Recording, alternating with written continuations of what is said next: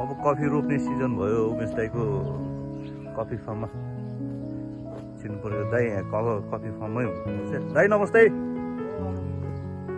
के हो फार्ममै हो दाई ओहो कफीको बिरुवा पनि मजाले भइसक्यो मजाले रोप्नु भएको छ त्यो उत्पादन गर्नुभएको छ दाइ कफी त दरो उत्पादन गर्नुभएको छ यो बिरुवाहरू चाहिँ अब यसलाई व्यावसायिकरण कसरी गर्ने हो यसलाई अब व्यावसायिकरण चाहिँ अब यो रुन्जडारमै अब यो भएदेखि झन् राम्रो हुन्छ त्यहाँ चाहिँ अब यो व्यावसायिक तरिकाले गर्दाखेरि त अब यहाँनिर यो छारी व्यवस्थापन छैन हाम्रो होइन रुन्जडारमा चाहिँ अब प्रत्येक घरमा चाहिँ भित्ताबारी छ अब त्यो भित्ताबारीमा चाहिँ कसैको 20 बोट कसैको 40 कसैको 100 बोट जान्छन् होइन हो त्यस्तै गरेर सबैले त्यसरी अब लगाउने हो भने हामीले भित्ताबारीमा मात्रै 20,000 कफीको बिरुवा लगायो भने अब यो कफी पिसिसकेको भनाइअनुसार चाहिँ 20,000 कफीको बिरुवा लगाएर हुर्काएर त्यो दाना त्यसको आउने बेलामा आम्दानी वार्षिक 2 करोड आउँदो रहेछ हो है त्यत्रो त्यसलाई चाहिँ अब हामीले त्यो व्यावसायिक तरिकाले होइन अनि छारी व्यवस्थापन गरेर गऱ्यो भने कति आउँछ रुन्जडारमै राम्रो छारी व्यवस्थापन गरिने खबर हुन्छ राम्रो के यसको डिमान्डहरू आइरहेको छ मजाले यो बिरुवाको डिमान्ड भने मामखाबाट शनिटारबाट सुप्लुबाट ओखलगाबाट एकदम बाहिरबाट एकदम आइरहेको छ हाम्रो यहाँ चाहिँ त्यति इन्ट्रेस्ट छैन रुन्जडारमा चाहिँ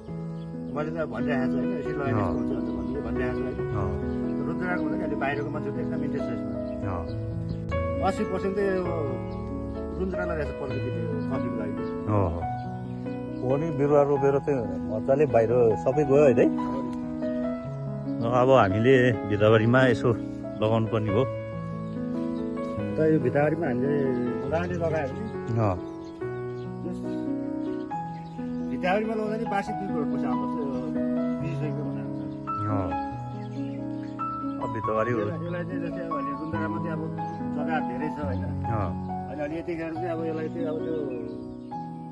छारी बनाउनु लागि यतिखेर अब एभोकाडोहरू रुचासीहरू होइन अब 9 रोपनी 10 रोपनीमा लगाइदियो भने 3-4 वर्षपछि त्यो छारी हुन्छ अनि त्यहाँपछि कफी लगाइदियो भने एभोकाडोबाट पनि मात्रै त्यो छारी व्यवस्थापन गरेर कफी लगायो भने वर्षको 1000 लाख मजाले आउँदो रहेछ अब यो केरा यो म्याहरू भने चाहिँ अस्थायी छारी हो यिनीहरू चाहिँ अब 4 वर्ष 5 वर्षमा अब त्यो के गबार सबार लाग्छ जस्तै अब एभोकाडोहरू हुर्किएपछि त त्यो सधैँको लागि भयो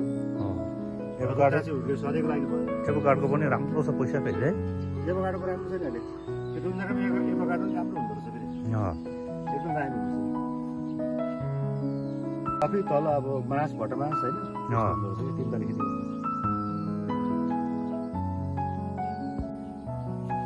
यसलाई चाहिँ छारी चाहिँ एकदम आवश्यकता नै रहेछ है एकदम हो नि छारी चाहिँ छारी जस्तै मैले अब यो आजभन्दा 3-4 वर्ष अगाडि यो एभोकाडोको रुख हुन्छ नि यो आजभन्दा 3-4 वर्ष अगाडि त्यो यही कफी रोप्नुको लागि लगाएको थियो अहिले अब यो हुर्केर अब यो कफी नै अब यस्तो राम्रो भएको छ नि अहिले यो छारीले गर्दाखेरि यस्तो हेर्दैछ यो पुरा दाना लाग्छ यो चाहिँ छोटो समयमा यसो पैसा आइहाल्ने भनेर होइन छारी काम अब यस्तो एभोकाडोहरू चाहिँ लङ लास्टिङ एकदम छारी भइराख्ने छारी पनि हो नि त्यसमा फलको त्यसो राम्रो छ नि त्यो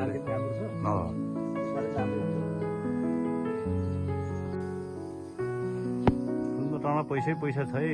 गर्नु सक्यो भने होइन व्यवसायिक तरिकाले गऱ्यो भने जस भविष्य रुन्जडामा राम्रो छ कफीको नाम सहित दाम पनि हुने माटोले पनि सुट गराएको प्रकृतिले पनि सुट गराएको छ हावापानी सबले छारी चाहिँ व्यवस्थापन गर्नु व्यवस्थापन यस्तो पनि राख्नु भएको रहेछ दाइले आइडिया निकालेर हामीले डाइरेक्ट भेटेपछि गवारहरू लाग्दो रहेछ गवार लगाएपछि त फेरि यो खत्तम कफी सबै तस नस सबै खत्तम बनाउँदो रहेछ कि यहाँ बोटेर नै गवार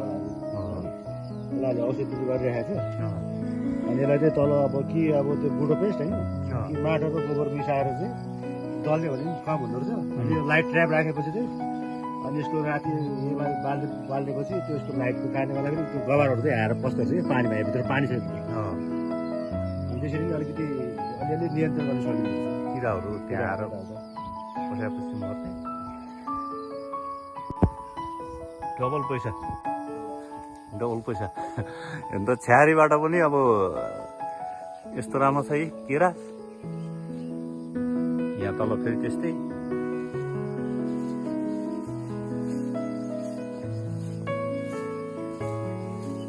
समुद्रमा कफी फर्म हाम्रो होमस्टेको यसरी हेर्नु त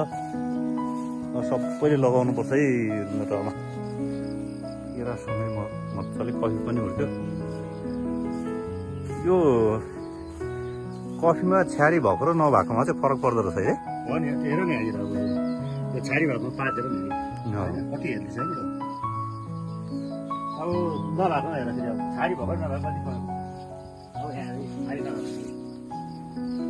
छारी हामीले डाइरेक्ट भेट्यौँ नि त नि हामीले डाइरेक्ट भेटेपछि यो रुख भेर आउँछ यो गबर लाग्ने